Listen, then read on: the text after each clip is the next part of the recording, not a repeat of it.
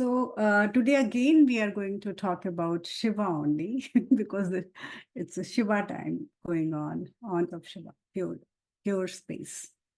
So everybody can get the grace. So for that, I always tell everyone that the spiritual path, uh, like we need to graduate, we need to pass one level, second level, third level, fourth level. So always try to push yourself. Never be satisfied. Okay, I got this much and this much is enough. No, again push yourself. Again push yourself. We never know how many things are there.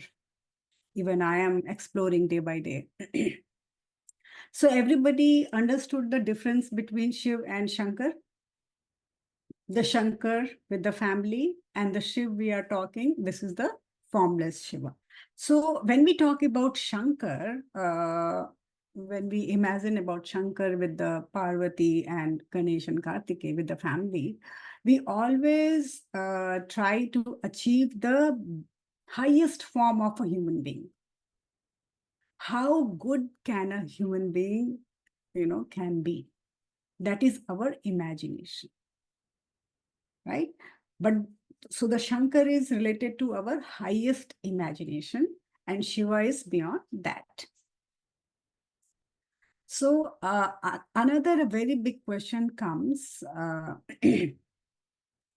when we talk about Shankar. We always say that Shiva is sitting in the pictures and his eyes are closed and he's meditating, right? We have the concept that he is meditating. Now, if we see it from the Vedanta, how will we see it? When the meditation is happening, right, then there is some object on which the focus is. Till we are meditating, we are not into Advait. Right? There are two pieces. One, the person who is meditating. Another, there is some object on which the person is meditating, focusing.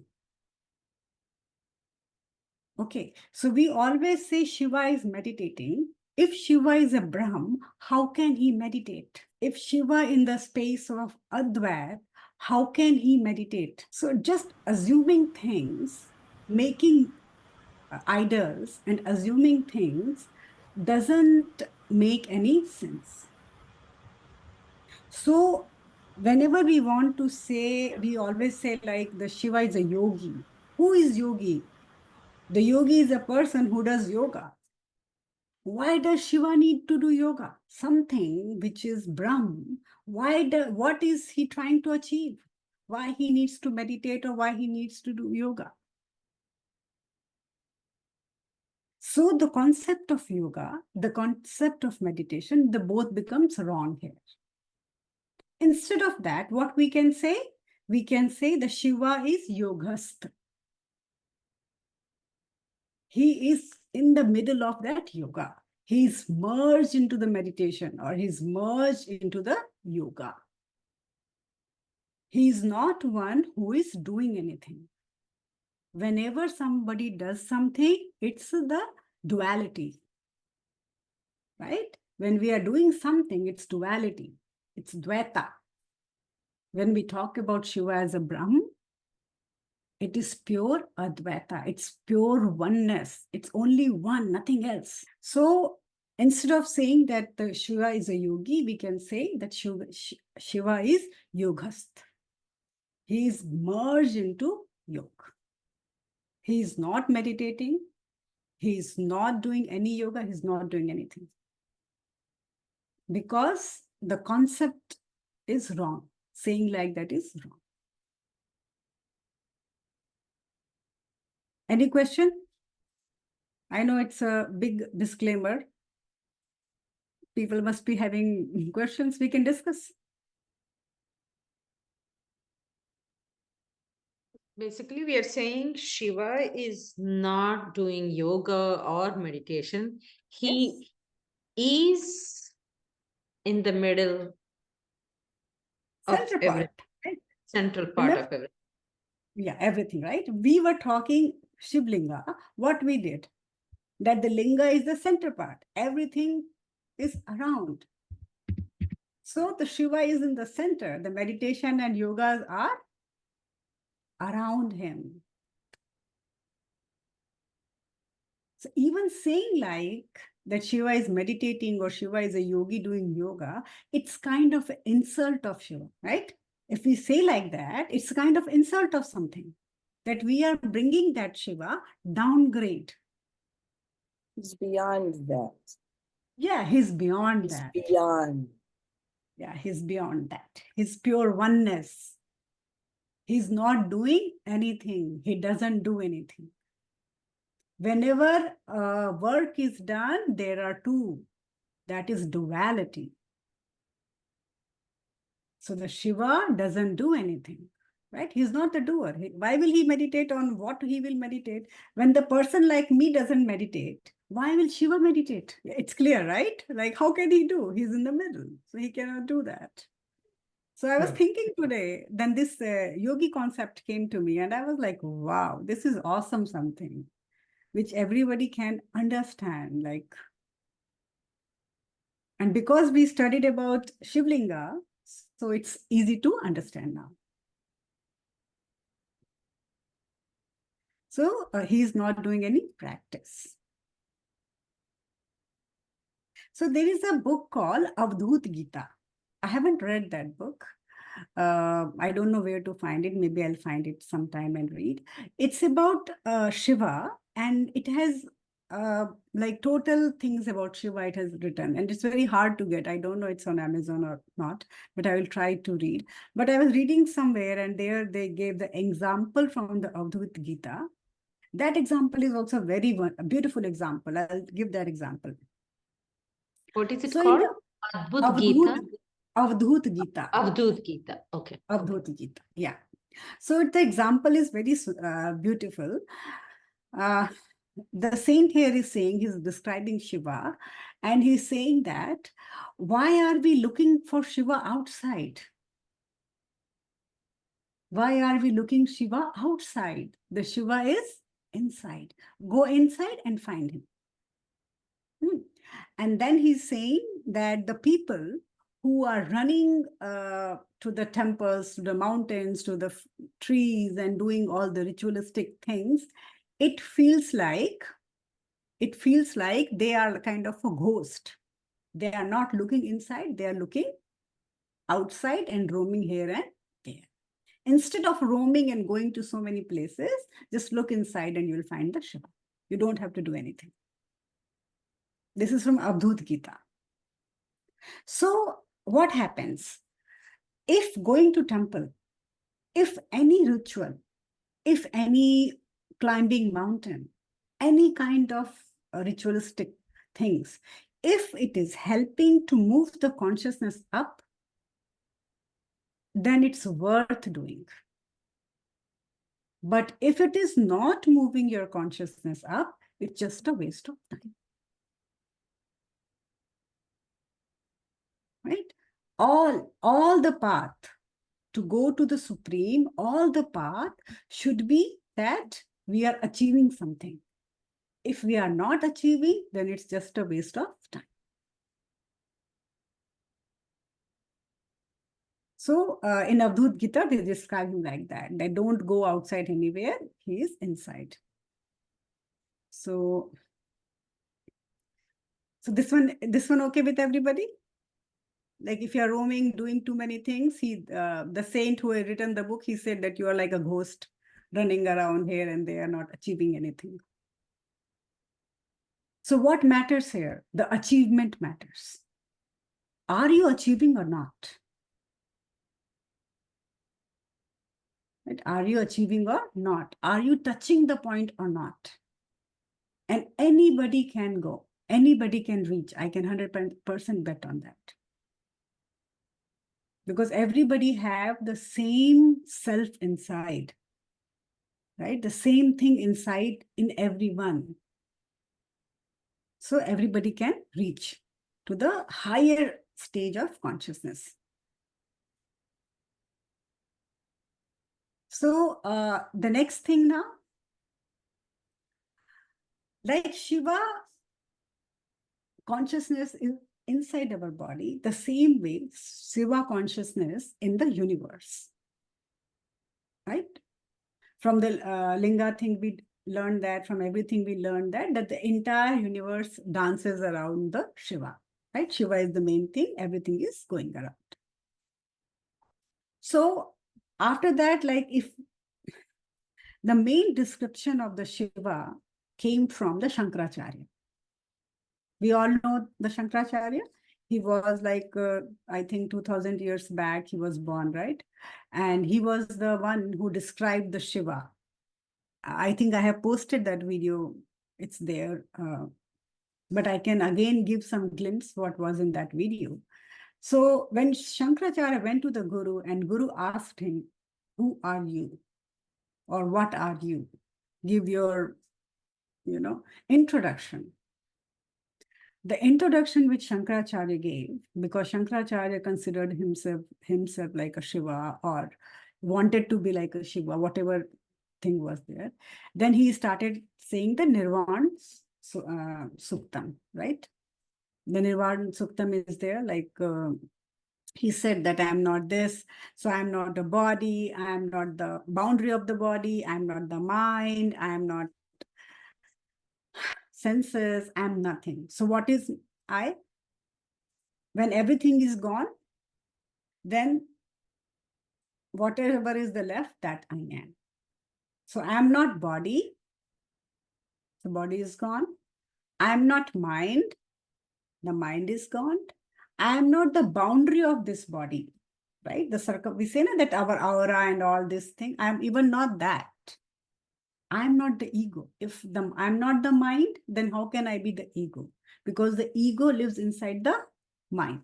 So I am not the mind, I am not the ego. So I am free. I am free from everything. I am the self. Shivoham, Shivoham.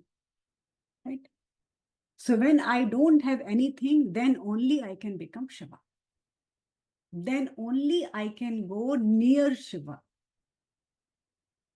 In other words, like for the getting the grace of Shiva, I have to leave everything back. With everything around me, I cannot get the grace of Shiva. Right? And then he said that I am not the five element. Right? We always say that the body is made of 5 elements. So if I am not the body, then I am not the 5 element also. Right?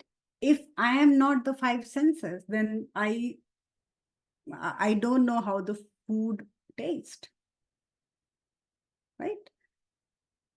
I cannot smell anything. I cannot see anything. I cannot hear anything. I cannot do. None of the touch matters to me because I am Shiva. So whatever pleasure or displeasure our 5 senses give us, I am beyond that. What happened to us? Who dictate ourselves? Like who is our dictator? Our 5 senses. Right? You are sitting now in this session, and if somebody comes and starts screaming, what will happen? You'll forget everything, you leave everything, you will start answering back.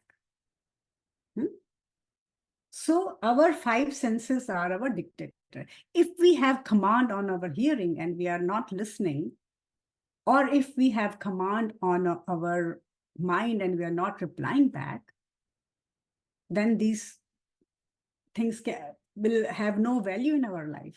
But all our 5 senses behave like dictator.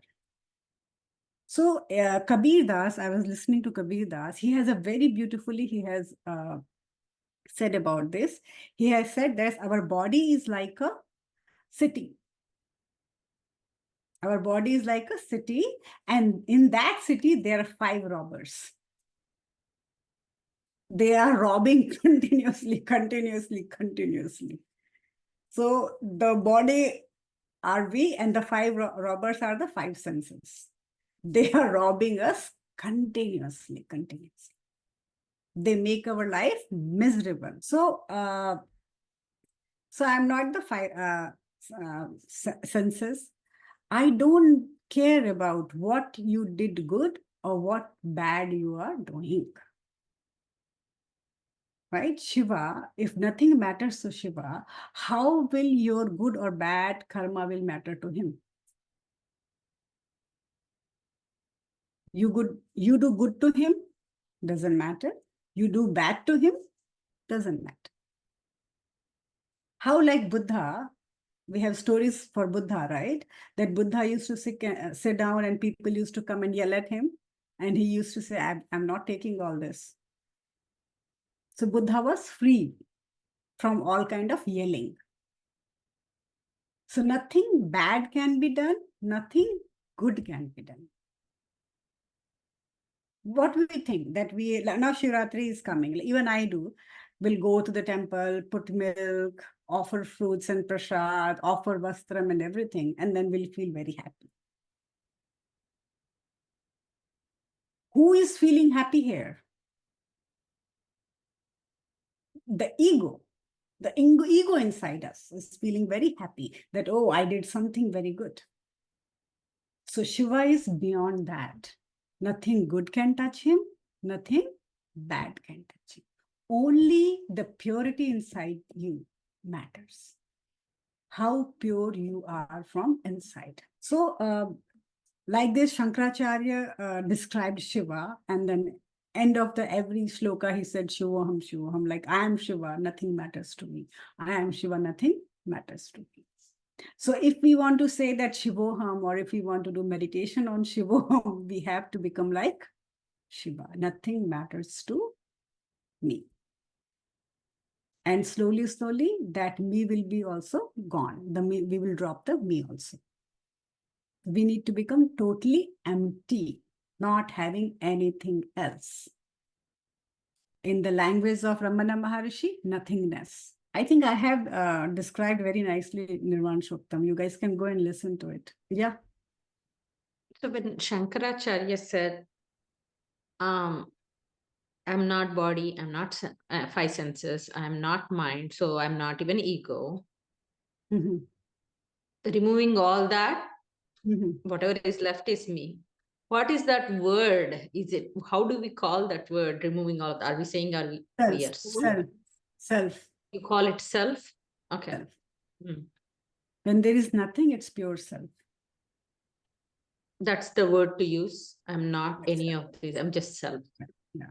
Or you can say that I'm the Brahm. If nothing is there, then you are the Brahm. When none of the attributes are there. Here we are dropping all the attributes. So is Brahm Yeah. the soul? No. We call it Atma. Okay.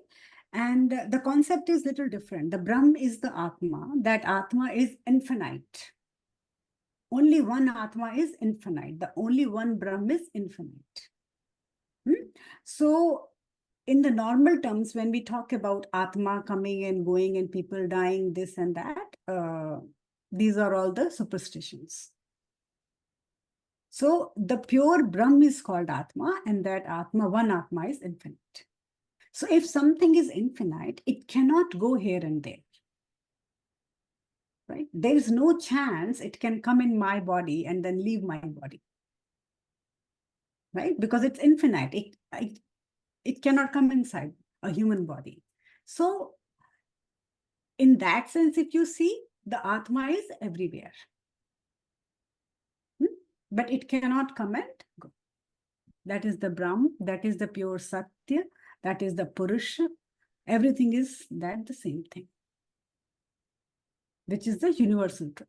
That's why Buddha said, Buddha was the main person who said there is no Atma. He used to say, what was the word he used to use? Anatma, Anatma, he used to say, like there is no Atma, there is no soul, he used to say, there is no soul. Because Buddha was applying this philosophy that whatever the Brahm and Atma is, it's so big, it's only one. So it cannot go here and there. So the Upanishad I was recently studying, and Upanishads have the shlokas, big shlokas, where we can, understand that how the concept works. After the Shiva thing, I'll try to explain from the Upanishad what is Atma and how it works. The shlokas are there and the meanings are there. Like how Tulsidas said. What's the shloka of Tulsidas about Ram? Ananta. Hari Anant, Hari Katha Ananta. Right? So Anant means infinite. So Hari means Krishna or Ram. The Ram is infinite and his stories are infinite. Hari Anant, Hari Katha Ananta. Anant means it cannot, it doesn't have any boundaries. The entire universe is inside that. Entire universe, like sky and everything is inside that Atma, that Ananta.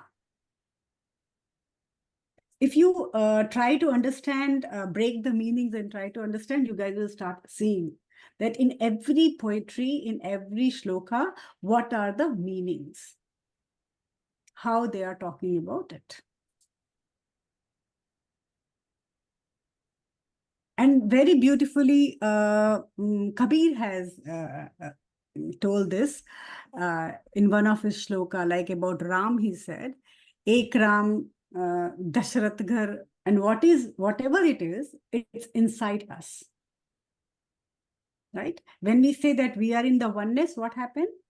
The self from my to your, all the self is getting connected. That is the oneness. It's becoming one. That's why we say that whatever you think, that things happen. Whatever is your fear, the fear becomes true. Because everything is connected. Everything is one. So I wanted to become like him all the time. Kali devotee and everything. And think about the knowledge he had. Like he made Vivekanand, right? Vivekananda got famous in the entire world. And who was behind that? Ramakrishna Paramahansa. But he didn't have language, so he was not able to talk.